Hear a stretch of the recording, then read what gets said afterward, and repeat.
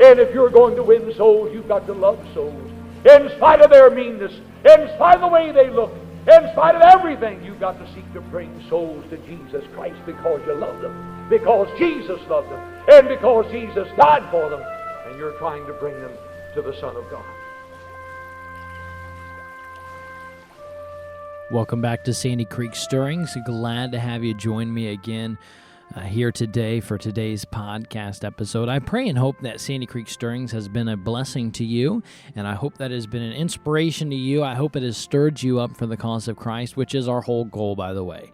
If we have failed in that goal, we have failed miserably. Our goal is to stir you up so that you would serve Christ with your life and do exactly what God would want you to do within His will. And so I pray and hope that Sandy Creek Stirrings has been used of God to help you in that way. I'm looking forward to a great podcast episode today. Before we get into that, though, I want you to help me with something. I mentioned this on Tuesday, and I'm going to mention it again today because maybe you didn't do it. Maybe you forgot. And so let me help you with that today. Here's what I want you to do. I want you to go to sandycreekstirrings.com. Every listener, every single one of you, go to sandycreekstirrings.com, go to the contact page of the website, fill out the little contact form, and in the message body, I want you to put a piece of content or an episode that you would like to hear. And we're working on developing content for 2021. We've already got planned a few months in advance from now, and so we've got plenty of content moving forward. But I'd like to give you some content that maybe you would like to hear about. And so now's your chance to make your voice heard. And so go to sandycreekstirrings.com sometime today. Go to sandycreekstirrings.com if you haven't already. Go to that contact page and send us a message on an episode or some content that you would like to hear. Maybe it's a question you have that you'd like answered. And so you can send in that question. Again, that's sandycreekstirrings.com. Go to the contact page and send that in, and we would love to prepare an episode on that for you so that you can hear about that. Don't forget, you can always send in a question for your Q&A. You can always send that in through Facebook Messenger. You can always send that through the contact page of Sandy Creek Stirrings as well, and we'd love to answer your question. I am no expert, and so some questions I'll definitely have to counsel on and make sure I'm answering it wisely, but you can send in those questions through either of those methods. And so thank you for listening to Sandy Creek Stirrings. And so we've seen a lot of growth with the podcast, and we're now featured on several different platforms, 8 of them at least. There's a few more that I don't even have on the website that I think we're listed on that I searched. Have you ever done that before? You just search. Have you ever searched, like Googled your name and see what comes up? And I Googled Sandy Creek Stirrings and saw all the different platforms were listed on that I didn't even know about. Like, I didn't even know they existed as a platform. And but we're on a bunch of them, so make sure to go on one of those platforms. Of course, you can download a lot of those directly to your phone, and that way all the episodes will get sent directly to your phone.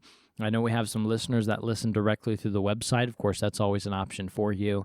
And but just make sure to listen and make sure to hit that follow or subscribe button on whatever platform you listen to, and it'll get the messages, or the episodes sent directly to you. You can, of course, if you listen through the website, there's a little box down at the bottom of the page of the website to enter in your email, so all the episodes will get sent directly to you whenever one is released.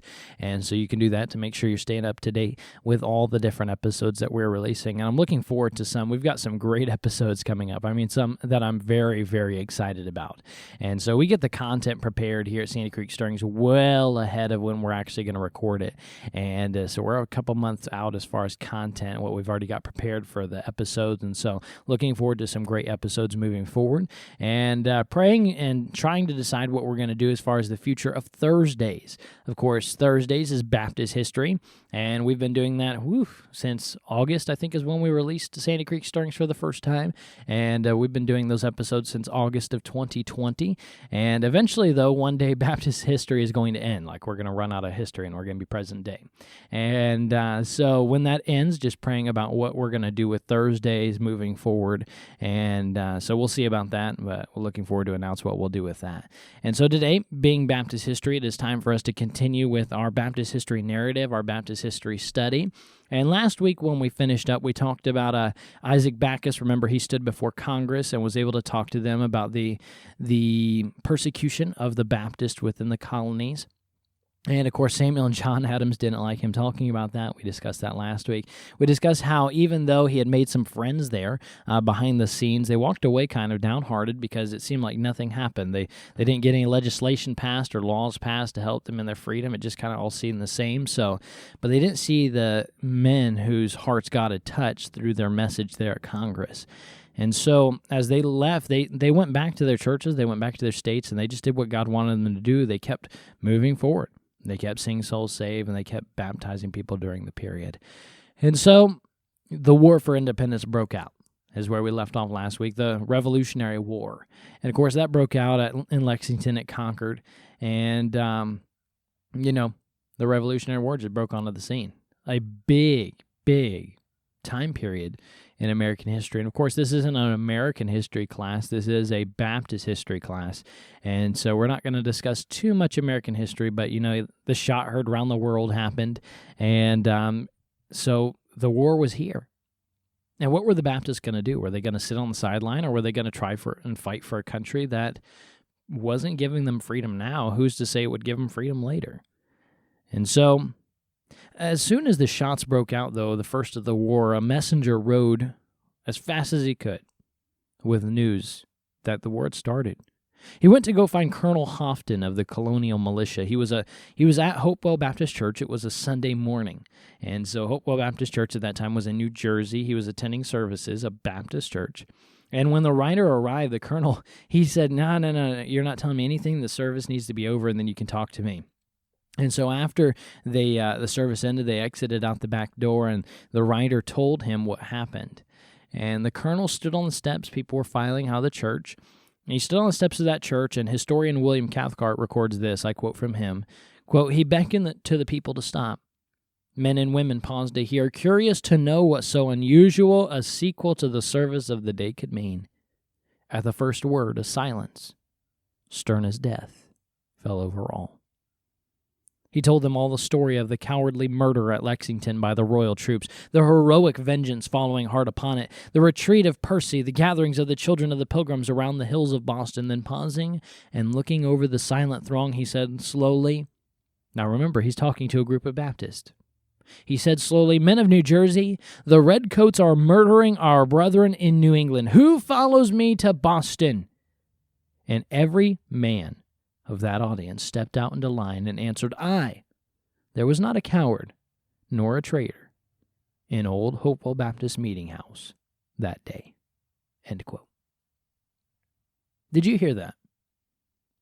I don't think you heard that. I don't think you truly understood what happened. Colonel Houghton of the Colonial Militia stood up and told them exactly what happened, how the war for revolution was breaking loose, the war for independence. It broke loose, and he looked at them and he said, "They're getting killed in the hills of Boston. Men of New Jersey, you Baptist men, the redcoats are murdering our brethren of New England. Who follows me to Boston?" And every single man stepped out in a line. The historian records every man of that audience stepped forward to go fight. But I think you missed it. Where were they going to fight? Boston. Have we talked about Boston at all? Like, doesn't Boston sound a little familiar in our Baptist history series? Wasn't that the place where Obadiah Holmes was beaten on the street corner? Wasn't that the place where Henry Dunster was kicked out of as the president of Harvard? Wasn't that the place where John Clark was imprisoned? Wasn't that where Thomas Gold, the fighting Baptist, the pastor of the First Baptist Church in Boston, wasn't he the guy who was in prison and out of prison and in prison and out of prison? And he died not even knowing if his church was going to be legal in Boston. I mean, wasn't this the head, really, of the attack on Baptists in the New World? All those things would be answered, yes, true, affirmative, that is correct.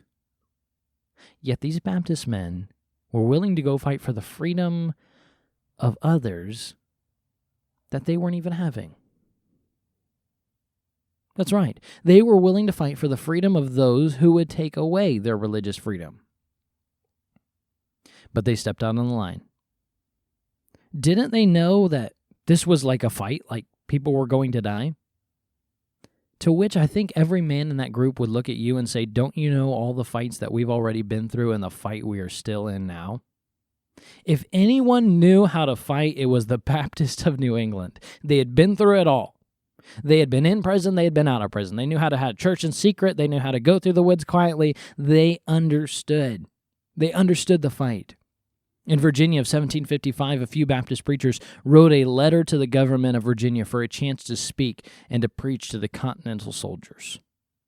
You see, they felt it was necessary to join the fight for freedom, but those who joined, well, they still wanted their Baptist preaching. And so these men let Virginia know that they were in the fight for freedom, too, and were praying that God would grant freedom to all. You say, who is that group of preachers who wanted to preach? Colonel Samuel Harris. Remember him? Preacher boy of Sandy Creek. Remember was swearing John Waller, now he's preaching John Waller. Remember Lewis and Elijah Craig? Yeah, those were the boys. Those were the men who wrote and said, can we preach to the Virginia militia? You know what their answer was, the answer from the Virginia militia? It was granted. They were allowed to do it. And so the Baptists became involved. I want to give to you a few Baptist chaplains during this time. Not only did many Baptists join General Washington's army, many Baptists made food, they supplied ammunition, they supplied clothing, they supplied lodging to aid in the new nation. They even supplied men to be soldiers. But 1/3, look it up, 1/3 of all chaplains in the Army that volunteered to be a chaplain in the Continental Army during this time, 1/3 were Baptists. That's not my opinion. I'm not trying to make my position look good. That's just the facts. 1/3 of the chaplains in the Army that volunteered were Baptists. In fact, George Washington went on record saying this about the Baptist chaplains. He said this, quote, "The most prominent and most useful in the war that has liberated our country," end quote. You'll find that the Baptists had won the immense respect of our first president, but this wasn't Washington's first encounter with the Baptists. Oh, no, it certainly was not. Remember, go back a couple episodes, I think maybe 2, maybe 3 episodes. Remember when swearing John Waller, now preaching John Waller, and remember Lewis Craig? They had been in prison together in Fredericksburg. Remember how they preached through the jail windows? You know who happened to be in town that day in Fredericksburg when they were preaching? The same days that they were in prison, who happened to be in town? George Washington. You know who George Washington stayed with while they were imprisoned? The lawyer who was defending them. George Washington had been around these Baptists. He knew who they were. He knew the fighters they were. He understood their plight. He understood their battle. And he went on record saying, as I said just a little bit ago, the most prominent and most useful in the war that has liberated our country. One of the first of the chaplains, of the Baptist chaplains to join, was a man named David Jones. He pastored the Freehold Baptist Church, and he took frequent missionary trips to reach the Indians. Soon after, though, he was dismissed as a pastor because he began to preach the need to fight for freedom and for liberty. For some reason, the church wasn't up for the cause. They didn't like it. And so he moved to Great Valley Baptist Church in Pennsylvania. And when the Continental Congress met together in 1775, he was asked to speak and to preach before one of the regiments. He delivered his famous sermon. You can read it online. It's called Defensive War and a Just Cause Sinless. It's a really great read. You should look it up. And it's he preached with fervency the need to fight for freedom, and he based it out of Nehemiah 4:14, which says, "And I looked and rose up and said unto the nobles and to the rulers and to the rest of the people, Be not ye afraid of them. Remember the loin, which is great and terrible." Or the Lord, I'm sorry, why did I say loin? For some reason I have a typo in my notes. "Remember the Lord, which is great and terrible, and fight for your brethren, your sons and your daughters, your wives and your houses." And so he preached on many points, but he preached on a caution against cowardice or fear of the enemy, unjustly enraged. He said, "Be not afraid of them." He secondly preached, "We have an argument to excite fortitude and firmness of mind in martial engagements. Remember the Lord, which is great and terrible." Not loin, Lord. And number 3, a fervent call to present duty in time of distress, and fight for your brethren, your sons, your daughters, and your wives, and your homes. You can look it up online. Go read it. It's a good read. Jones was assigned to Colonel St. Clair's regiments, but he really appeared everywhere in battle history. He served under Horatio Gates and Mad Anthony Wallace. He went through the Paoli Massacre. He suffered with our troops in Valley Forge. He was a true witness in the fight for liberty.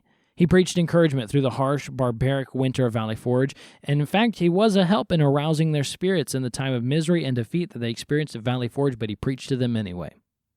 He's a great chaplain. Another one of the chaplains that joined was a man by the name of John Gano. Now, if you remember him, he was a preacher boy of Sandy Creek Stirrings. That's where he had trained for the ministry and then went up to pastor to New York. Now, when he was the Baptist pastor in New York, when the British won, remember they took over New York City, they took the First Baptist Church of New York, they made it a stable for their mules and their horses. The British Army did. It was at that same time that Washington, though, appointed John Gano as the head chaplain of the Army. The head chaplain. In fact, this story, though, is recorded of John Gano on the battlefield. I love this story, and I quote from a historian, quote, "The British had moved a dozen pieces of artillery into position and began to fire into the American lines. When one of the shells struck one of the soldiers and threw his mangled body across the earth, the entire company of American soldiers turned and fled. Colonel Hartlett, the leading commander, tried to get them to turn back and to move their own artillery into position. He was forced to grab the drag rope himself and try and move it himself. Another round hit and blew apart the artillery wagon, sending cannonballs flying and setting fire to the wads needed to fire the cannon. As many stared, one of the soldiers ran forward to stomp out the fire and collect the shot. A few more ran forward to help, but the majority turned back. About 2/3 of the army that day fled, and as John Gano stood with the surgeons where he was supposed to be at the back of the field, seeing this scene, it pricked his heart. As 2/3 of an army rushed past him in retreat, he grabbed a rifle and ran to the front lines to fight with the faithful soldiers. This is the fighting spirit, my friend, that these Baptists had during this time period. They were fighting for freedom. They were fighting for liberty. And yes, this would amount to, this would go to, their religious freedom would be involved with this. They didn't know it at the time. They could only pray. They could only hope that maybe if they won freedom, then maybe they could try and get their Baptist freedom. But they stood and they fought just like anybody else. I'm so thankful for every military veteran that has given their life on different areas of the world and even here in the United States on the battlefield for your freedom and my freedom. That's why I can't stand these people who would desecrate the flag and what it stands for and freedom. I can't stand that. I can't stand people who would be so adamantly against our liberty and the ways they vote and the ways they pass laws and things of that sort. And we're getting a little political here. I can't stand it because they stomp on the graves of the men and the women who died for your and I's freedoms. They stomp it into the ground. They bury it. But my friend, can I also tell you this? There were not only military heroes that were just people. Some of your Baptist forefathers, if you're a Baptist, some of your Baptist forefathers literally fought on the same battlefields, literally died on the same battlefields, and they were fighting. Where has our fighting spirit gone? We've become such weaklings. Really, we have. We let the littlest thing knock us over. Oh, I've got the sniffles, so I can't go to church today. Oh, I'm a little nervous about some things, so I think I'll just stay out. My goodness, people. Let's get our fighting spirit back. Now, I want to talk to you about the Over Mountain Men. The Over Mountain Men. You've probably heard of them before, right? Right? You've heard of the Over Mountain Men. No, I doubt you have. You've probably heard of the Green Mountain Boys of New York. They're a lot more common. Everybody's heard of the Green Mountain Boys of New York. If you studied American history, you studied the War for Revolution, you heard about the Green Mountain Boys of New York. But the Over Mountain Men, well, they're unknown in today's world. It was a story of Baptist. When British General Cornwallis marched through the Carolinas, he marched through, it was really like a leisurely stroll on the boardwalk. The fate of the war really hung in the balance as it seemed that the Carolinas had been lost completely. People began to flee from the Carolinas. Something had to be done, but the Continental Army was too far away. It was coming, but to stop the advance before they were eternally entrenched, it seemed impossible. They were just too far away. Without help, while they were on their way, the Continental Army, to try and get the British, get them out of the Carolinas, without some help, the war would be lost. I mean, really, the fate of the war hung here on losing the Carolinas. So the Over Mountain Men, though, they were unknown in today's world. What happened in this story was they came over the mountains from Tennessee into North Carolina in a heated fashion. I mean, they came over quick. On October 7th of 1780, 1,000 sharpshooters from Tennessee, the Over-Mountain Men, fell on 1,100 British soldiers. They killed 400 of them and took the entire company captive, which gave the time for the Continental Army to arrive and attack the main force. It was a heroic story. Incredible what happened with the Over-Mountain Men who came over and stalled the British long enough and even captured a lot of them to allow the Continental Army to come in. And that war that now hung in the balance, the Continental Army was able to take back the Carolinas. How could that happen, though? How could 1,000 men in Tennessee be organized so quickly to get over the mountains and try to help? Who helped to make this Over-Mountain Men possible? Well, a Baptist pastor in Tennessee had heard of the Carolinas being trampled and taken. In fact, it was a place he had called home for a long, long time. He had moved to Tennessee to start churches after the passing of his pastor and his wife. Arriving in Tennessee, this man, he began to start churches. He saw a fruitful ministry of many churches, and when the news came, he gathered to help all the men he could. He gathered all the men from his Baptist churches that he could. He joined with the other Tennessee patriots. Though he didn't lead the Over-Mountain Men, he really helped to form the Over-Mountain Men. Wasn't the main leader, but he helped significantly to make it possible. And when they did face the British Army, he was one of those men along with him, and the other men, his 9 sons, joined him as well. You say, who was he? He was none other than Shubal Stern's spiritual son, Tidance Lane. Do you remember that name? Tidance Lane. Remember the homesteader who went to that baptism to see about this backwoods preacher, ended up getting saved? Remember, he stayed with Shubal Stearns. All the other preacher boys went on to go start other churches, and he stayed with Shubal Stearns at Sandy Creek Stirrings. Not Sandy Creek Stirrings, Sandy Creek Baptist Church. Stayed with Shubal Stearns. Shubal Stearns was going to pass away. He had nobody to take care of his wife. Remember, they didn't have any children. And Shubal Stearns, can you imagine as a husband wondering, who is going to take care of my wife? Tidance Lane looked at him and said, I will not leave until your wife is taken care of. And Tidance Lane would stay at Sandy Creek Baptist Church until Mrs. Stearns would pass away. And then he would go to Tennessee and start those churches. He was one of the big keys to getting the Over-Mountain Men started, was Tidance Lane. The same month, just a year later, the war-torn and defeated British surrendered October 19th of 1781. They were defeated. It was now a new country. The slate was wiped clean, and America would now write its own laws. Yet what would the laws contain? What would they be? Would they be true justice? It's a good question, isn't it? Would they be true justice? Now that America could write its own laws, what would their laws say about religion?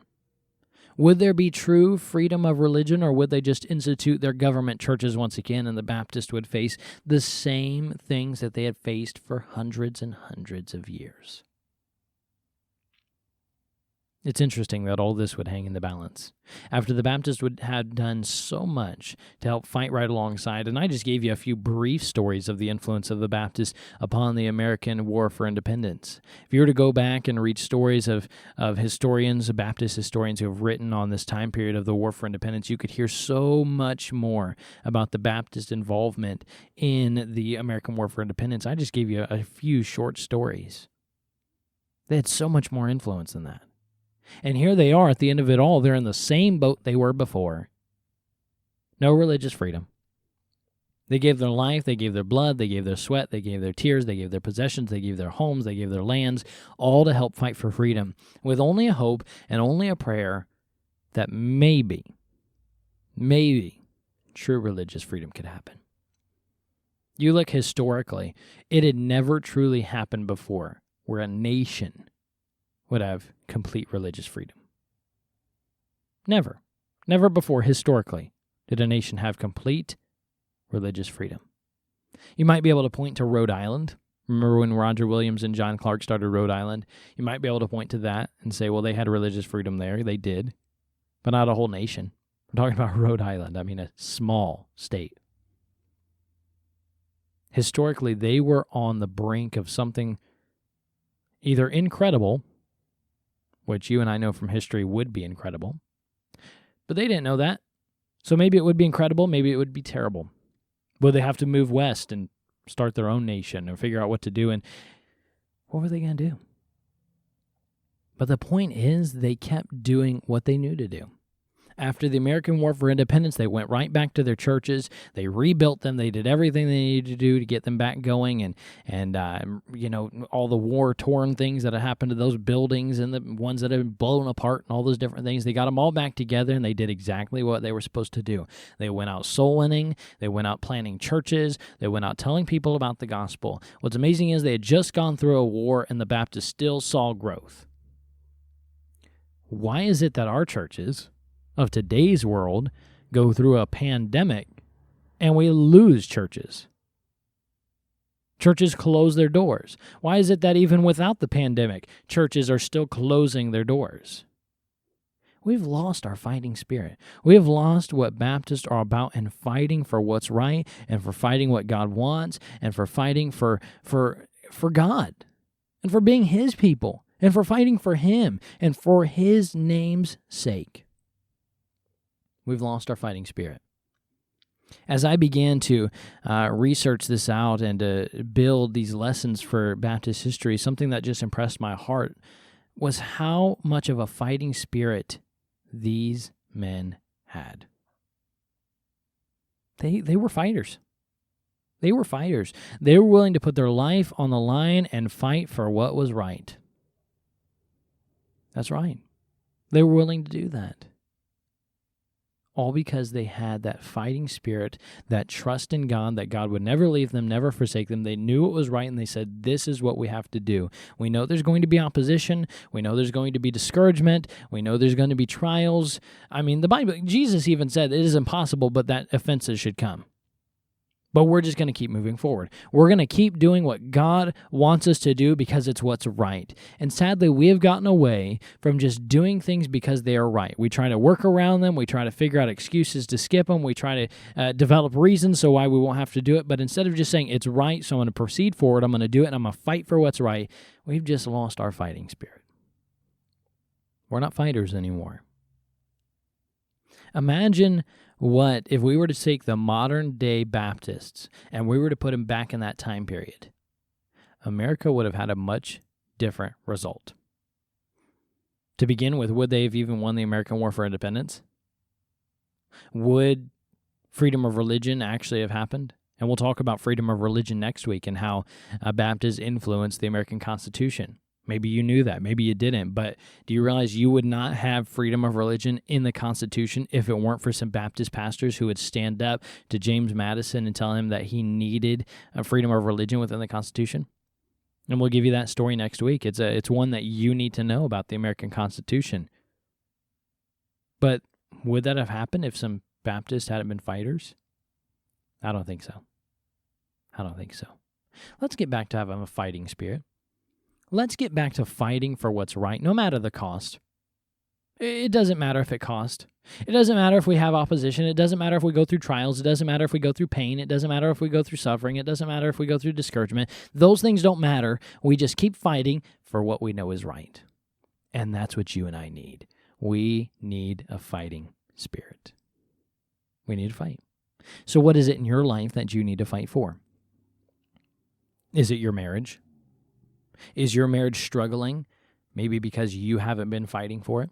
Not fighting your wife, not fighting your husband, but fighting for your marriage. Is it your Sunday school class? Maybe it's dwindled in size because you haven't been fighting for it. Maybe it's your bus route. You haven't been fighting for it. Maybe it's your children who you're starting to lose that you haven't been fighting for. Maybe it's your children who you haven't lost yet, but you need to fight for them. Maybe it's some opposition you've got in your home that you need to fight for. Maybe it's your spiritual standards and separation you need to fight for. Maybe it's your personal devotional time with God each morning you're struggling with. You just need to fight for it. It's right, so fight for it.